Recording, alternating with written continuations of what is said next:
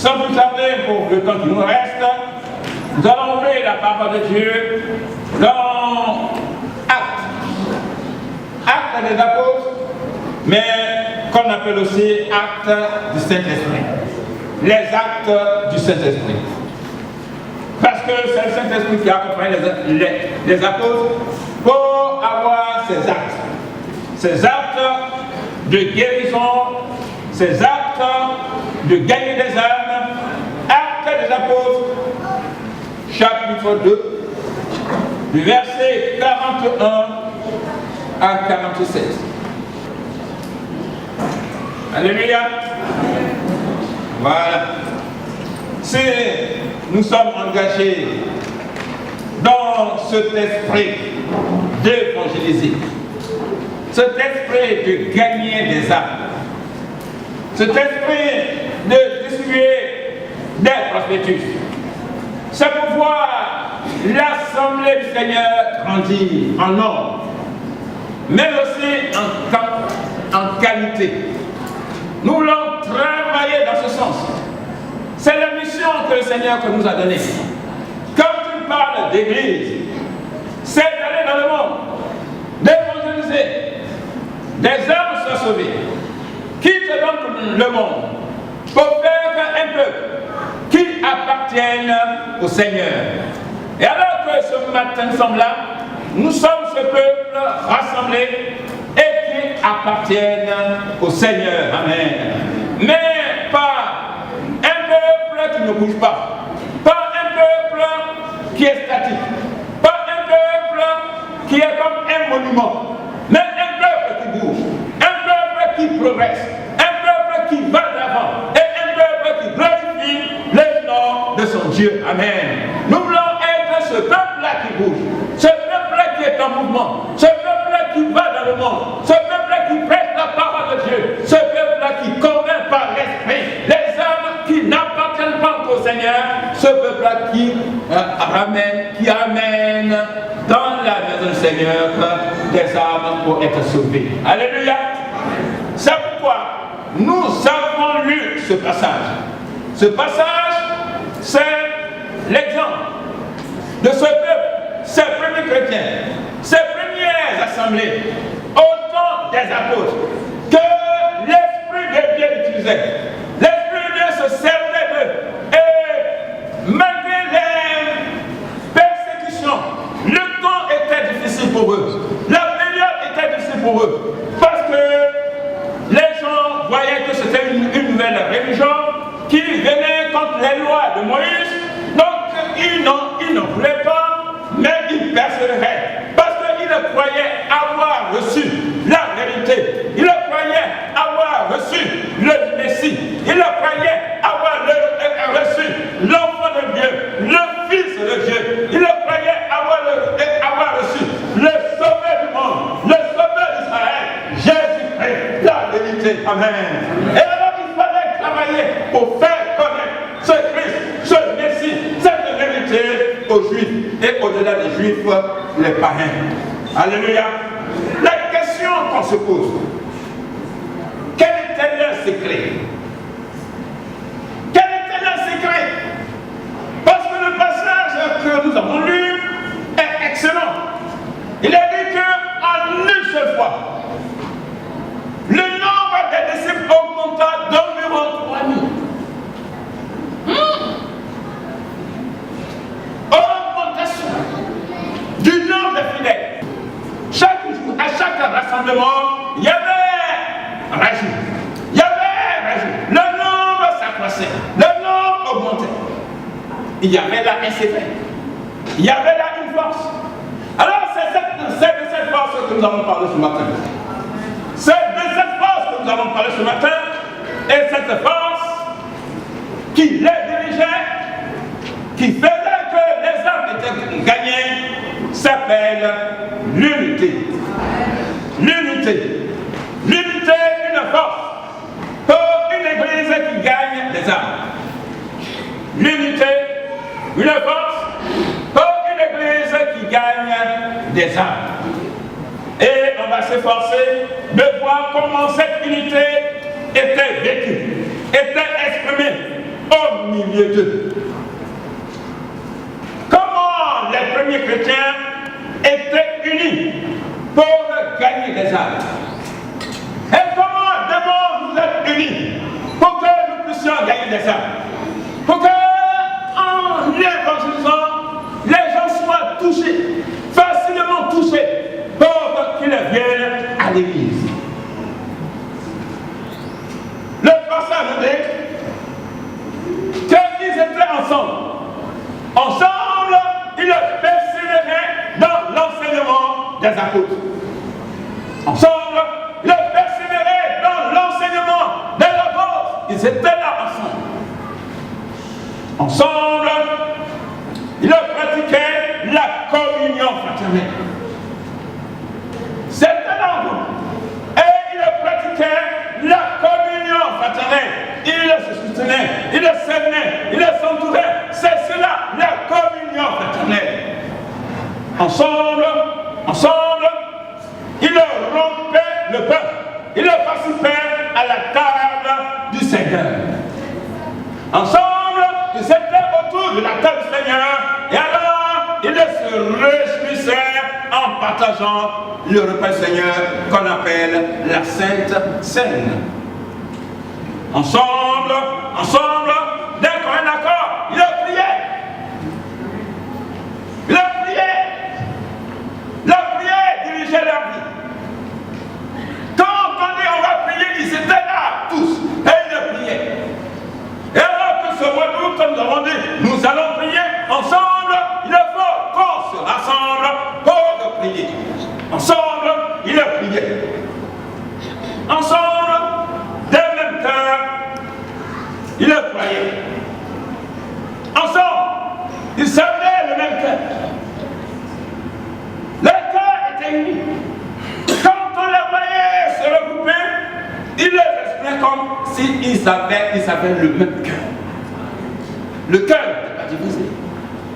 Ils étaient unis visiblement, mais aussi ils étaient unis invisiblement. Parce que le cœur ne le voit pas. Le cœur est dedans. Bien aimés ensemble, ils avaient tout en commun. Ils partageaient ce qu'ils avaient entre eux. La chose de l'un appartenait à l'autre. Ils avaient tout en commun. Et ensemble, bien-aimés, ils étaient assidus au temple. Ensemble, ils étaient assidus ensemble au temple. Alors quand on dit assidus, c'est que régulièrement, ils ne manquaient pas à leur rassemblement. Ils ne manquaient pas. Mais aujourd'hui, quand on a une veille de soutien, un samedi, alors oui, j'étais fatigué parce que j'ai été à la veille de soutien de telle personne, c'est pourquoi je ne suis pas venu. Les premiers chrétiens, ensemble, ils étaient assidus, ils étaient réguliers, ils ne manquaient pas à leur rassemblement. Quand il était question de leur rassemblement, il y a quelque chose qui les animait, il y a une envie qui les animait, il y a un amour qui les animait, il y a un manque qui les animait. Allons-y, nous allons être ensemble. Je vais voir tel frère, je vais voir telle soeur, je vais participer à l'enseignement, à la prédication, je vais participer à la prière. Ils avaient envie de se retrouver ensemble. Ils étaient assidus, réguliers, ils ne manquaient pas à leur rassemblement. Amen. Il y a beaucoup qui manquent à leur rassemblement. Il y a beaucoup qui manquent à notre culte. Le culte ne veut plus rien dire à quelqu'un. Il y a des fidèles qui sont devenus des chrétiens internautes, des chrétiens virtuels. Ils restent à la maison, ils allument leur ordinateur, ils sont sur le net, l'internet, et ils regardent le culte. Et ils sont à la maison.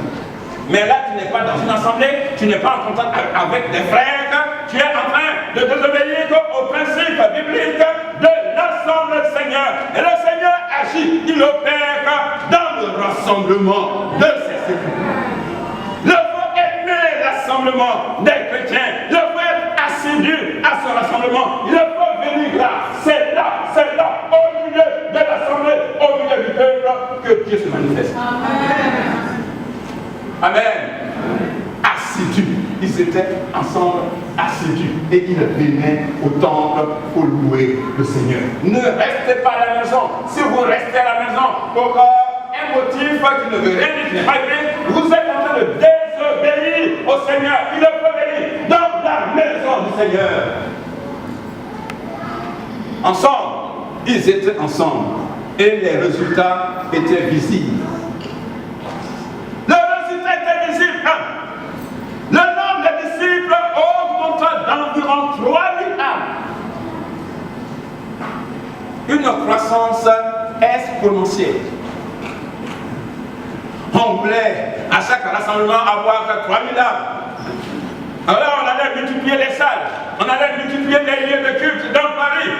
Parce que si en une seule fois on est 3000, en une seule fois on est 3000, alléluia, amen, c'est ce que le Seigneur veut. Mais pour avoir ce résultat exponentiel, d'une église qui grandit tout d'un coup, il faut être ensemble, il faut être unis, il faut l'unité au milieu de l'assemblée du Seigneur. Deuxième résultat. La crainte de Dieu s'emparait de chacun d'eux. Et il se faisait beaucoup de miracles par des prodiges. La crainte de Dieu. Le fait qu'ils étaient ensemble et qu'ils aimaient ensemble, une seule cause, louer le Seigneur, magnifier le Seigneur, faire la mission du Seigneur, faire la volonté du Seigneur. Alors le Seigneur agissait parce qu'ils avaient un même cœur, ils adoraient Dieu dans un même esprit, dans un même cœur. Alors c'est cela la crainte de Dieu. D'abord, quand on est ensemble, il y a l'idée de séparation. Je me sépare de ce qui est vil. Et je viens dans la communion de celui qui m'a sauvé. Je viens me communier à sa sainteté, à son amour, à sa grandeur, à sa vision. Et cela magnifie Dieu dans ma vie. Et puisque cela magnifie Dieu dans ma vie, Dieu agit et il se glorifie. Amen. Et on veut qu'il agisse et qu'il puisse se glorifier dans notre assemblée, dans notre vie. Troisième résultat.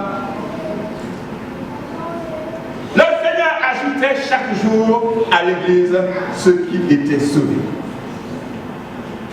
Alors, bien aimé, quel bel exemple. Quel bel exemple. Quel bel exemple pour nous. Nous avons du mal à nous comprendre. Nous qui avons du mal à nous comprendre, à nous attendre, à nous accorder. Quand il y a des difficultés, on est déjà fâché. Difficile de se comprendre. Difficile de comprendre l'autre. Difficile d'excuser l'autre. Quel est l'ensemble de ces premiers chrétiens qui étaient unis? Nous, qui avons du mal à nous pardonner les uns les autres. Quand quelqu'un piétine l'autre, ah tu m'as piétiné, ah là j'aime pas ça, mais pourquoi? Pardon, non, on va jamais faire ça. Et puisque tu m'as fait ça, tu n'accepteras jamais. Mais comment l'Assemblée du Seigneur peut évoluer avec un tel comportement, avec une telle attitude des personnes qui ne peuvent se pardonner les uns les autres, dominer les différents les uns les autres pour glorifier Dieu dans l'ensemble du Seigneur, pour glorifier Dieu dans leur vie. Les premiers chrétiens nous donnaient l'exemple de leur unité. Ils étaient ensemble. Et nous, on ne peut même pas se supporter les uns les autres. Et nous, on ne peut même pas s'aimer les uns les autres. Et nous, on ne peut même pas se sacrifier pour les autres.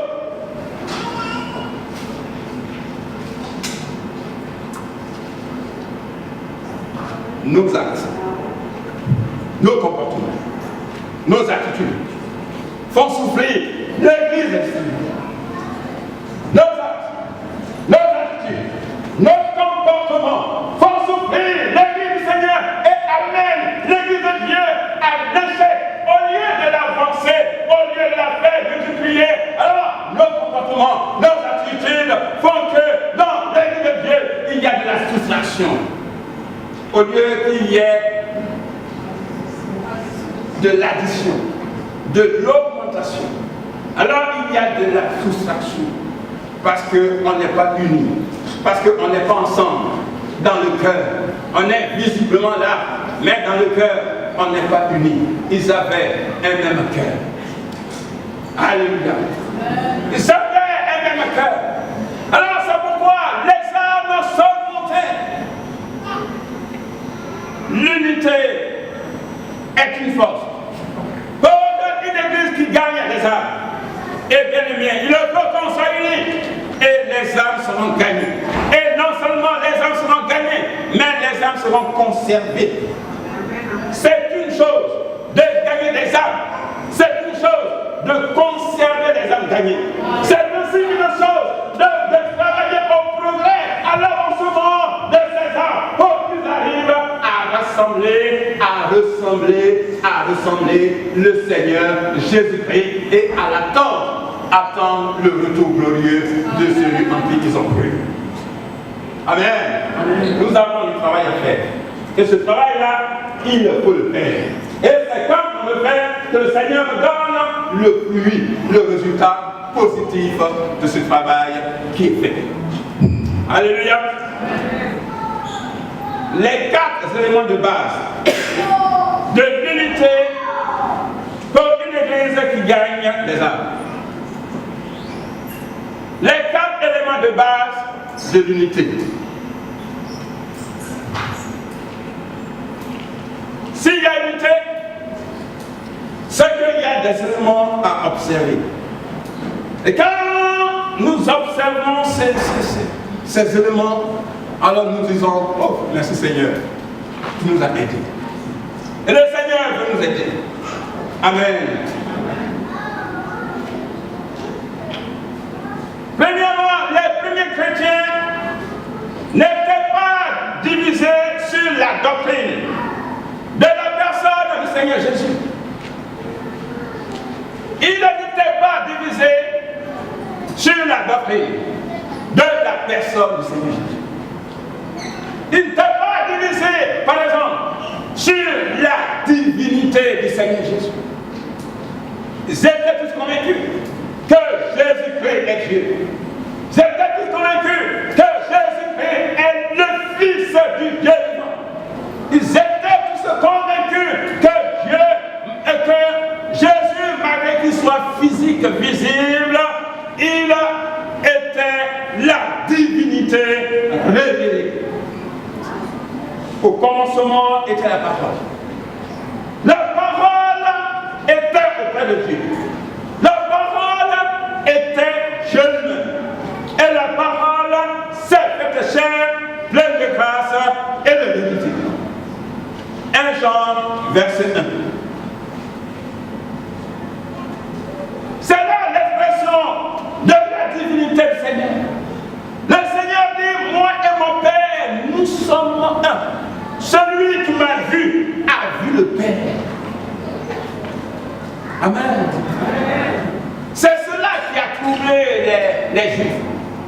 C'est pas possible. Comment le fils de Joseph et de Marie peut se proclamer être l'égal de Dieu? Il a dit encore, avant que Abraham ne fût, moi je suis. Il dit, non, ça n'est pas trop. Là, non, on ne peut plus te supporter. Non, on va te lapider, on va te tuer. Parce que ça, ce sont des hérésies. Tu es en train de nous mener ailleurs. Non, on ne croit pas à ce discours. Tu n'es pas Dieu. Et Jésus insiste, je suis Dieu. Alléluia. Les premiers chrétiens étaient tous convaincus que Jésus était Dieu. Ils n'étaient pas divisés sur le fait que Jésus est mort et qu'il est ressuscité. Ils n'étaient pas divisés sur la mort à la croix du Seigneur Jésus.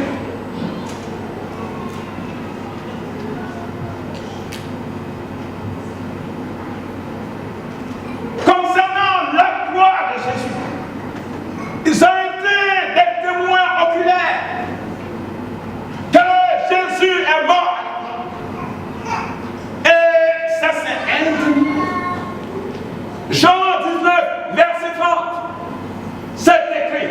C'est là à la croix il a prononcé toutes les bonnes paroles. Il a dit tout est accompli. J'ai vu le Seigneur était couronné d'épines. J'ai vu le Seigneur était amenés à ce lieu de Golgotha. Ils ont vu le Seigneur drainer lui-même sa croix, la croix sur laquelle il va être cloué. Ils ont vu, le Seigneur est mort à la croix. Le Seigneur a été crucifié à la croix. Jésus a connu une mort à la croix. Alléluia! C'est cela, la base de notre unité. Colossiens 2, verset 15, nous dit qu'il a dépouillé les autorités, il a dépouillé les dominations, et il a triomphé d'elles par la puissance de la croix. La croix du Seigneur est la base de notre doctrine chrétienne. Alléluia. Et cela, il a pu croire. Il n'était pas divisé sur la question de la résurrection du Seigneur Jésus-Christ.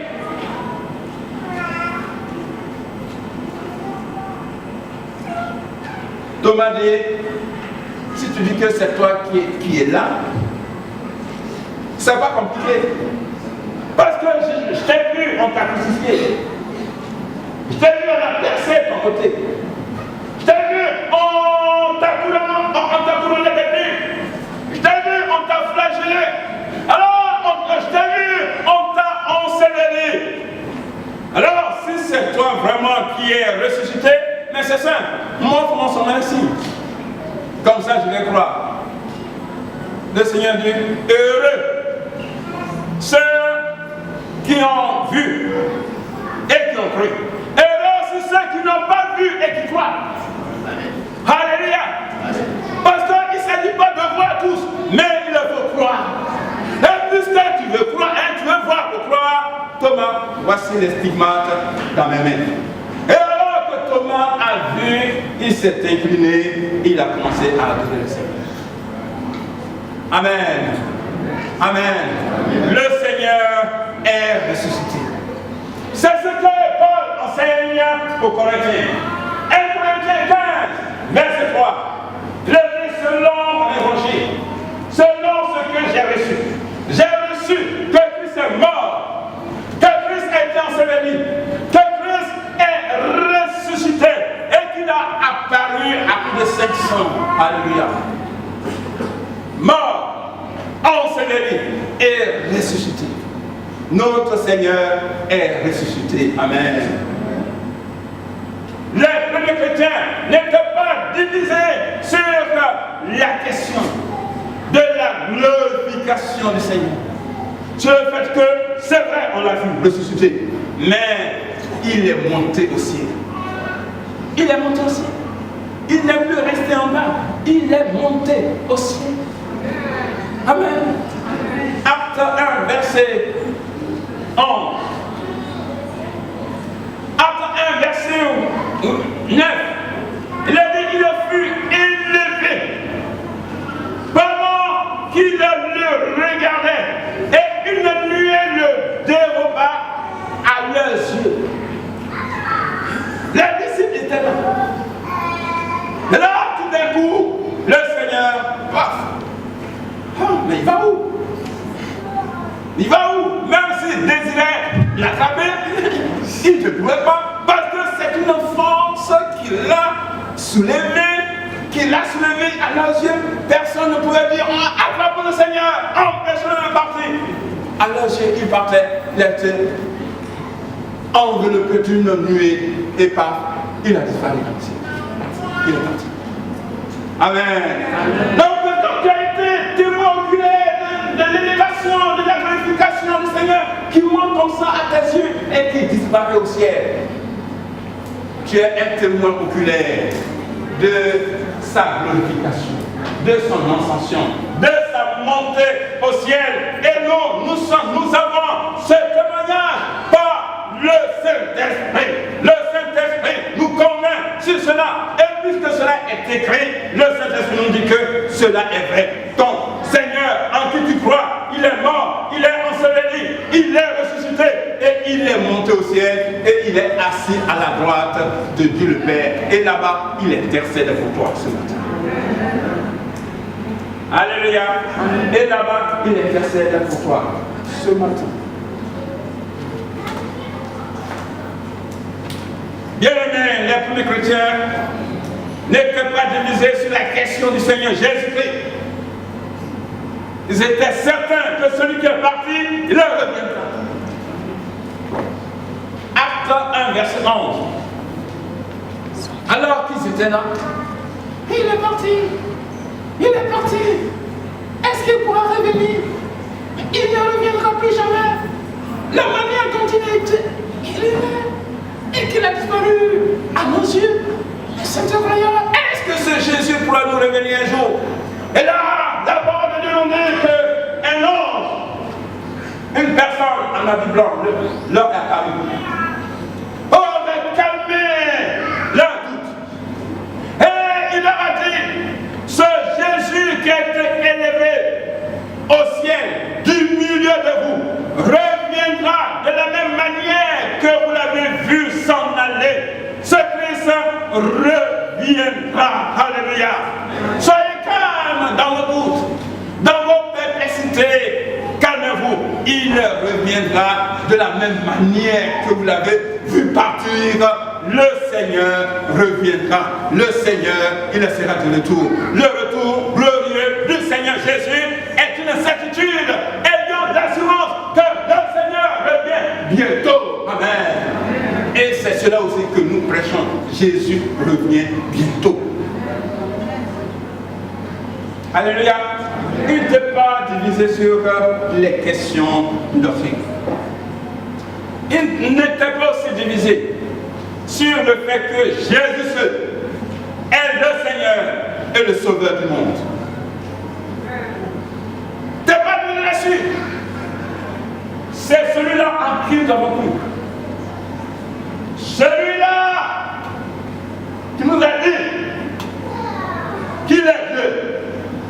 Celui-là qui nous a dit qu'il est le Messie. Nous croyons totalement en lui. Nous croyons qu'il est le seul Sauveur. Nous croyons qu'il est le seul Seigneur. Amen.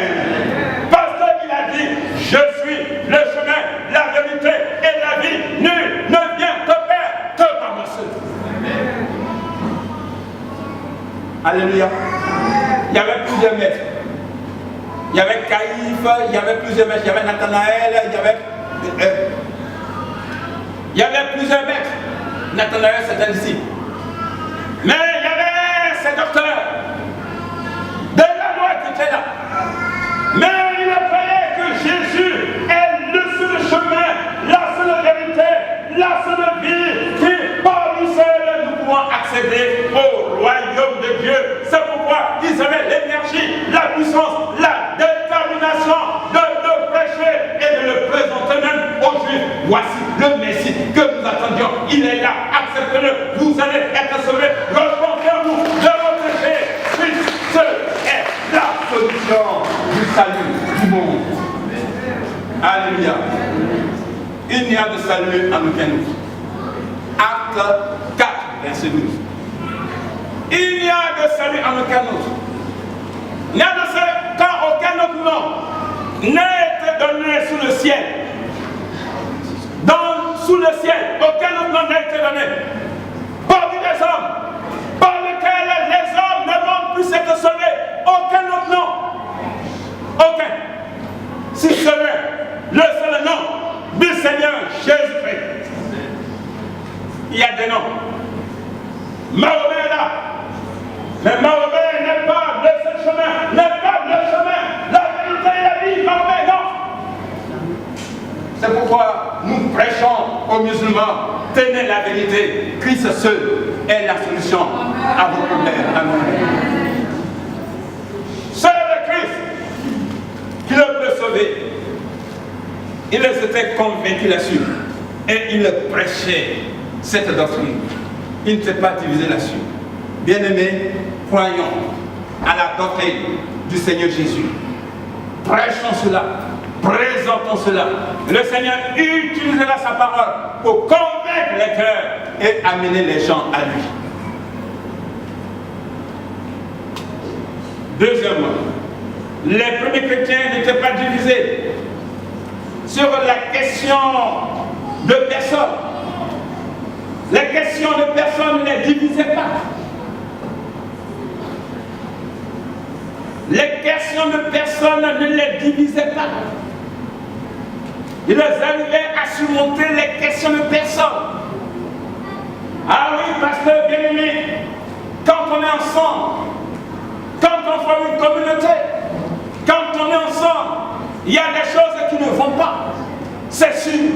Parce que ce sont les hommes naturels, nature, qui forment une communauté, qui forment un rassemblement. Ce sont des personnes de différentes cultures, de différences, d'éducation, de différences, de caractère, de différences, de tempérament. Ce sont ces personnes différentes qui se rassemblent et qui louent le Seigneur ensemble. Chacun a son caractère, chacun a sa manière.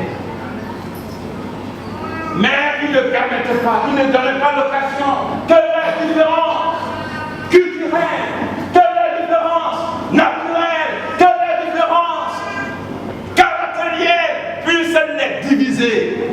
Ils étaient unis. Alléluia. Et c'est quand on est ainsi unis, on domine ainsi nos différences que le Seigneur agit.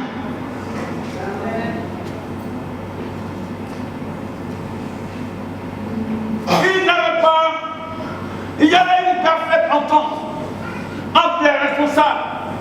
Il y avait une parfaite entente entre les chrétiens.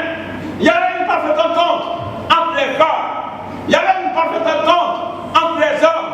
Il y avait une parfaite entente entre les jeunes. C'est fabuleux ça. Parfaite entente entre les responsables qui prêchaient. Ils ne se piquaient pas entre eux. Ils ne s'envoyaient pas des piques entre eux pour dire oh là, sa prédication là, comment il a préparé, il a mal préparé, tout ça. Non. Quand un prêchait, tous étaient d'accord. Amen. Et ils ont tous acclamé la prédication de leur collègue qui a prêché. Alléluia. Parfaite entente entre les femmes. Alors, si on arrive là, on a gagné.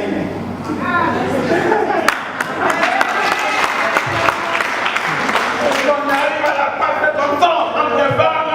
Oh Seigneur, alors on a gagné. C'est difficile de diriger les femmes. Les maris en savent quelque chose. Chérie, chérie, mais c'est difficile. Mais comment la gérer pour que vraiment, qu'elle soit la chérie que je veux?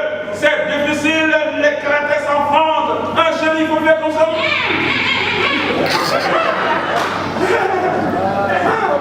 Mais il y avait parfait entente entre les femmes, de telle sorte que Tabitha, Dorcas, faisait l'œuvre sociale parmi eux, et c'était formidable. Bien-aimées femmes, sœurs, qu'il y ait de l'attente parmi vous, vous êtes importants devant Dieu, qu'il y ait de l'attente, et alors l'assemblée du Seigneur gagnera des âmes au travers de vous. Parfaite entente entre les hommes.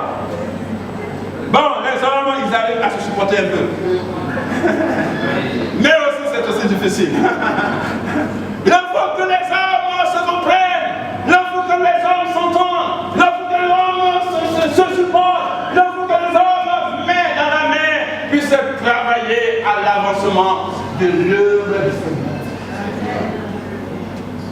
Ils dominaient les questions de personnes. Les apôtres se consacraient à la prédication, à la prière et à la prédication. Les diacres et diaconesses servaient à la table. Les femmes comme Dorcas, Tabitha, travaillaient au social. Il n'y avait pas d'orgueilleux parmi eux. Il n'y avait pas de dominateur et dominé parmi eux. Parce que quand on est dans un groupe, il y a des gens qui veulent toujours dominer. Mais eux, ce n'était pas leur cas. Peut-être aussi pour nous, ce n'est pas notre cas. Qu'il n'y ait pas des gens qui puissent régner parmi nous. Et quand on voit des gens qui veulent régner, ça ne va pas. Parce que quand nous gagnons des âmes sont curieuses. Hein? Quand elles viennent la première fois, deuxième fois, troisième fois, un mois, observent. Avant de s'enraciner, ces âmes-là observent. Alors quand ils voient vraiment les dominateurs et les dominateurs, j'ai fui ailleurs pour venir ici, encore je trouve la même chose ici, je vais partir. Qu'il n'y ait pas de dominateur et de dominé dans votre assemblée. Alléluia. Il y a des dominateurs. Alors qu'il y a des dominateurs, il y a aussi des dominatrices. Mais qu'il n'y ait pas de dominatrice et de dominés eux-mêmes. Alléluia.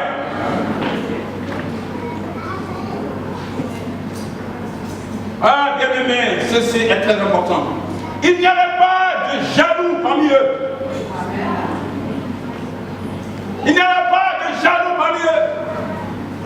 Il y a un chanteur de ce mot qui dit que les jaloux vont maigrir avant de mourir. Ah, bien aimé, si tu es jaloux de ton frère parce que le pasteur lui dans ceci, lui dans cela pour travailler, alors ça là, c'est pas bon. Si tu es jaloux de ta soeur parce qu'elle fait ceci, elle fait cela dans l'assemblée Seigneur, alors ça, c'est pas bon. Tu vas maigrir dans ta foi. Le Seigneur ne veut pas que tu maigrisses dans ta foi. Amen. Il n'y avait pas de jaloux parmi eux. Il n'y avait pas de rivalité parmi eux. Il n'y avait pas de compétition parmi eux. Il n'y avait pas de clan parmi eux. Parce que l'esprit des clans, c'est que j'entoure 3-4 personnes. Et je veux que ce soit moi ceux qui les entoure. Mais frère, soeur, si tu entoures 3, 4, 10 personnes, mais tu les entoures, tu les encadres pour Dieu, mais tu ne les encadres pas pour former un clan avec eux, ça c'est pas bon. Alléluia. De telle sorte que quand une personne de ce clan-là veut aller un peu s'intéresser, non, viens ici, non, viens ici. Mais là, tu as un esprit de clan, tu as un esprit de division et tu as donc un esprit de Satan. Dans l'assemblée du Seigneur, on ne doit pas favoriser les clans, mais on doit favoriser la communion fraternelle. Alléluia. Alléluia. Bien aimé, il n'était pas divisé par ces genres d'esprits. Des esprits, des personnes. Troisièmement, bien aimé, il n'était pas divisé par un esprit de jugement et de murmure. Il est arrivé à dominer des murmures parmi eux. Il y avait des murmures qui pouvaient menacer leur unité. Et c'est vrai. Il a pris un moment où, dans le partage des pains, des repas, tout ça, les Juifs qui sont des autres pays, quand ils venaient au fait, et que les apôtres pouvaient les entourer, les encadrer, voyaient que certainement les Juifs de Jérusalem étaient plus favorisés par les apôtres que les Juifs qui viennent des autres contrées. Ils ont commencé à faire des murmures, tout ça. Les apôtres ont vu que ça c'est un danger. Ça c'est un danger. Dire qu'on favorise les uns et on défavorise les autres, ça c'est un danger qui nous menace. Et là ça murmurait. De l'apôtre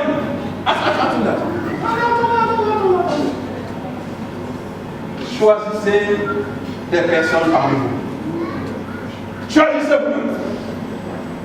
Et ces personnes que vous allez choisir vous-même, ce sont eux maintenant, ce sont ces personnes-là qui vont se charger de tout ce travail social, de partage de ceci, de partage de cela.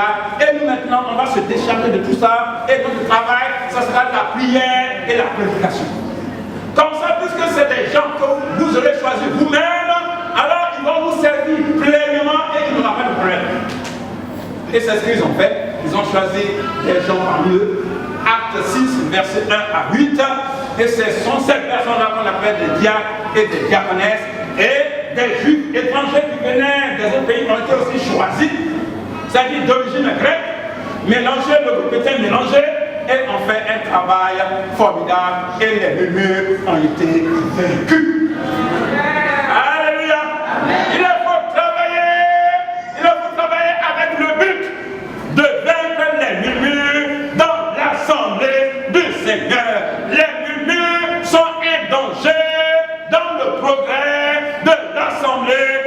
Seigneur, qu'il n'y ait pas de murmure dans l'assemblée du Seigneur.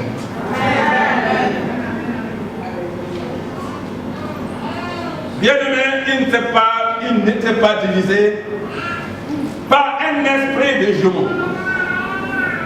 L'esprit de jugement. L'esprit de jugement. Les premiers chrétiens, ils ont vu que Pierre, dans son travail d'évangéliste, portait vers les personnes non juives. Pour les évangéliser, leur faire connaître le Seigneur Jésus-Christ. Alors les chrétiens juifs disent, nous savons que le salut est pour les juifs. Nous savons que le Messie est venu pour sauver la nation d'Israël, les brebis égarées d'Israël. Mais quelle est cette affaire-là d'aller vers les non-juifs, leur présenter le Christ pour qu'ils soient aussi sauvés? Ils ont commencé à les juger. Alors il y a des gens comme ça qui s'érigent en maîtres de juger les autres, de juger le travail des autres, de juger l'élan des autres, de juger le problème des autres, de juger la spiritualité des autres. Nous n'avons pas le droit. Et tu n'as pas le droit de juger ton frère. Seul Dieu est le seul juge par son Fils Jésus. On n'est pas pour juger. On est là pour encourager. Et si ton frère a un problème, il faut prier avec ton frère. Mais on ne te dit pas de le juger. Il faut prier. Et le Seigneur va, il faut prier, il faut rendre visite la personne. Il faut exhorter la personne. Et là, ça reste entre vous parce que tu es venu vers lui comme une aide. Et la personne va comprendre que tu es en train de l'aider. La personne va s'ouvrir à toi librement. Et par l'aide du Saint-Esprit, le Seigneur agira pour gagner ton frère. Mais ce n'est pas à toi de le juger. Et alors, de mettre son affaire privée sur les toits de Paris par cellulaire, par portable. Non, ne juge pas ton frère. Alléluia.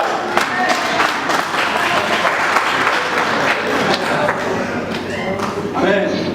Amen. Alléluia. Romains 2, verset 1. Ô homme, qui es-tu? Qui que tu sois, toi qui juges, tu es donc inexcusable. Car en jugeant les autres, tu te condamnes toi-même. Puisque toi qui juges, tu fais les mêmes choses. Amen. Quatrièmement, les premiers chrétiens n'étaient pas divisés par les fausses doctrines. Puisqu'ils étaient d'aplomb sur l'évangile du Seigneur Jésus. Alors, s'il y avait une doctrine qui venait, ils étaient unis pour défendre la doctrine concernant le Christ. Et ils ont été prévenus. Acte 20, verset 29 à 30. Je sais qu'il s'introduira parmi vous des loups cruels qui n'épargneront pas le troupeau de Dieu. Et qu'il se lèvera du milieu de vous des hommes, des choses pernicieuses pour entraîner les disciples après eux. Mais vous, veillez à tout cela. Veillez, priez, soyez unis. Amen. Ah, il y a des fausses doctrines. C'est pourquoi, bien-aimé, il faut connaître la parole du Seigneur. Il faut être d'accord sur les doctrines concernant le Seigneur. Sur les doctrines bibliques, soyons unis. Alors, quand un frère et une soeur va aller en balade, parce qu'il y a des gens qui se baladent dans toutes les églises, on ne sait pas ce qu'ils cherchent, mais c'est des baladeurs, c'est des promeneurs, ils se promènent partout, et alors ils viennent dans l'assemblée avec c'est que notre pasteur fait là. Non, ce n'est pas vrai parce que j'ai découvert la vérité. J'ai compris que, j'ai vu que. Mais tu as compris quoi? Tu as vu quoi?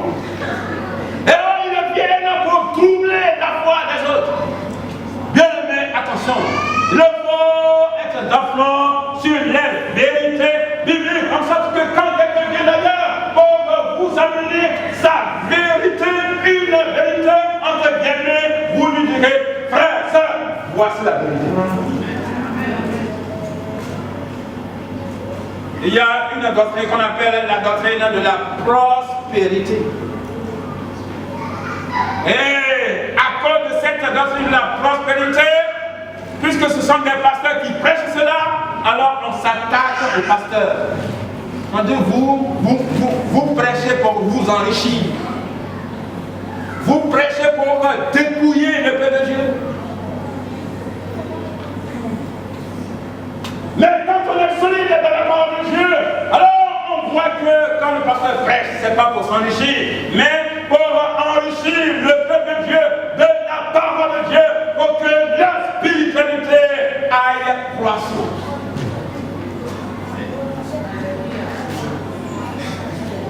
Hier, on distribuait des prostituées devant le leader presse.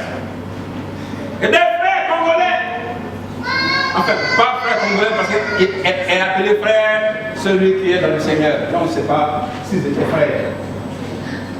Mais en tout cas, des frères africains, parce qu'on est africains. Là, ça c'est autre chose, des frères africains.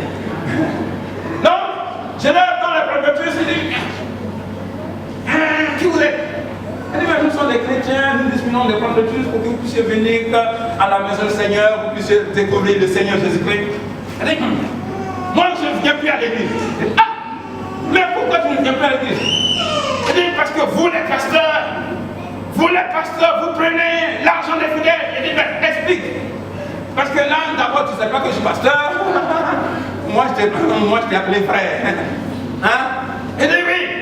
Parce que chez nous, les pasteurs que nous avons, ce sont des gens qui prêchent pour leur vente. Ils s'amassent des richesses. Ils ont de grosses villas, ils ont de grosses voitures. Ils s'habillent d'une manière incroyable. Et alors, nous sommes déçus. Nous sommes déçus. Donc, moi, je ne viens plus à l'église. Elle dit, ah, mais s'ils font ça, vous, ce n'est pas Dieu qui fait ça. Dieu, lui, est juste et sa parole est intacte. Sa parole est véritable. Et c'est sa parole qui sauve.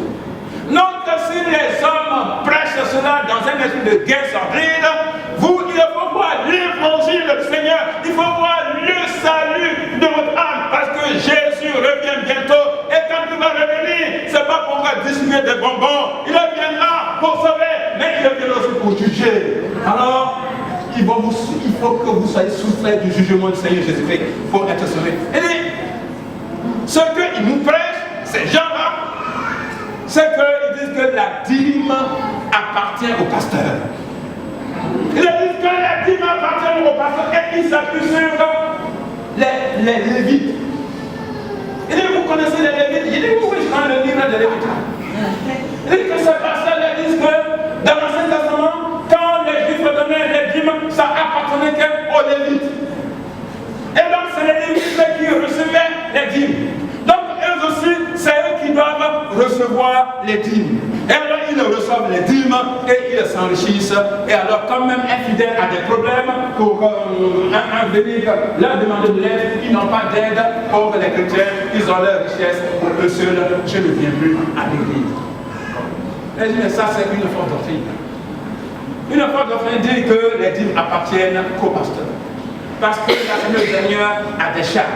Et ce que les fidèles donnent, c'est pour pouvoir aux charges de la maison du Seigneur. Et les médecins, je ne viens pas à cause de Dieu. Il faut venir à l'église. Ça, c'est une nouvelle doctrine. On appelle cela la doctrine de la prospérité. Les gens prêchent pour prospérer, non pas pour faire prospérer le peuple de Dieu, mais pour prospérer eux-mêmes. Mais nous sommes là, nous distribuons des prophéties pour que la maison de Dieu prospère. Amen. Bien-aimés, soyez d'aplomb sur l'évangile de Dieu. Alors, vous ne serez pas divisés par ces genres de doctrines et vous allez prêcher la vérité. La véritable parole de Dieu pour amener à la foi unie dans le Seigneur Jésus-Christ et le Seigneur sera béni. Amen. L'unité, une force pour une église qui gagne des âmes. Soyons unis, travaillons à cette unité et le Seigneur nous fera voir les fruits de ce travail dans son assemblée. Amen. Soyons bénis ce matin. Soyons bénis ce matin. On va lever et prier ensemble.